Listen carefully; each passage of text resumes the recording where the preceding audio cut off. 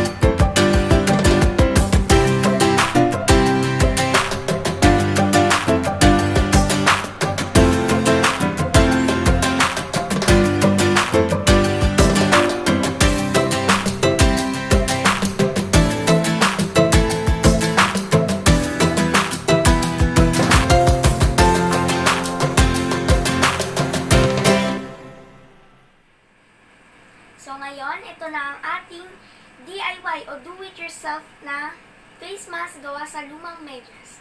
Thank you po for watching. Sana may natutunan kayo. Keep safe. Bye!